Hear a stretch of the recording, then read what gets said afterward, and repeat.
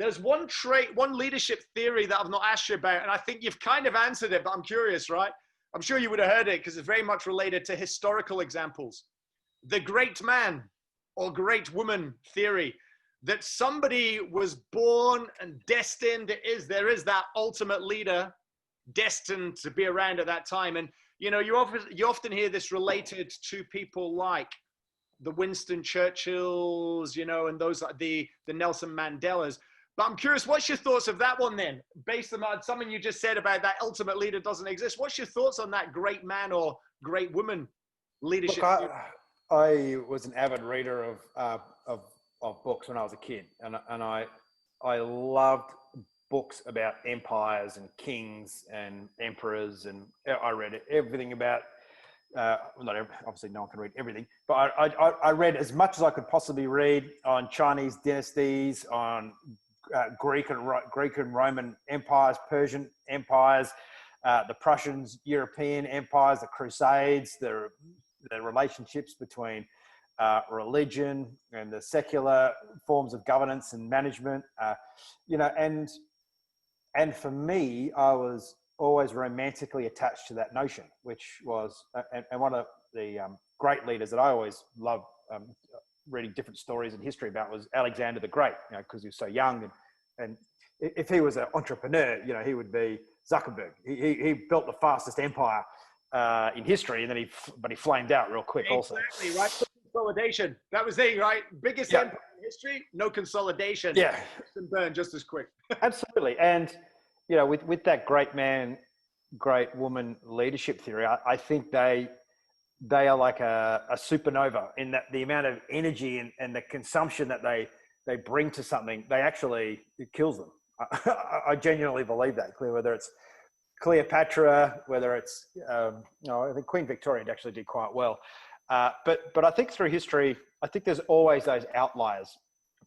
But are they great, or is it just that the storytelling that has been passed down from generation to generation has been wonderful, whereas the quiet achievers just got on with it, and they're not down in history, but they certainly, you know, invented penicillin, or there's I think a big difference there, and it goes back to that how the story is told, and I think many of the great leaders that we know, and a little bit like leadership now, like apart from probably Donald Trump, most world leaders are seeing a resurgence in their popularity because by and large they're doing a reasonable job in a bad situation. And most of the leaders that go to, whether it's George Patton or Franklin D. Roosevelt or Winston Churchill, most of them are revered because they got people out of a bad situation, and they were moralists. They were right side of the moral question. Yes, I think it's funny because Churchill, right? That's a classic. It's an interesting one because Churchill, you'll probably be aware, is kind of held up as hero or villain because of his philosophy sometimes now around, you know, to do with racism and the likes. And it's a bit of a hard question. It's different times as well, but you absolutely get where it's coming from. I'm kind of with you. What I found I study history. In fact, I wrote a thesis paper on Otto von Bismarck, but you might know he's the guy that underpinned really how Germany even came to exist. And he wasn't the emperor. He was the politician, right? Mm-hmm. And what you find, I think, when you really look at great leaders, yes, there's the legend has been created about their star and their brightness. But more than that, when you dig into it, it's more that there's traits. You're back to certain traits and certain things they did exceptionally well that allowed them to get the results. And it's a great point, though. A lot of the leaders that really held up, they've been put in what's been their test. It's the challenging, the crisis, and the way in which they deal with those crises that is the legacy often they leave behind. I mean, FDR, classic example, right? Not only Great Depression, reigniting industries in America. This is for me, after all these years, what I fundamentally believe good leadership comes down to is, at one point, he made an undertaking to someone to get something done, and he got it done.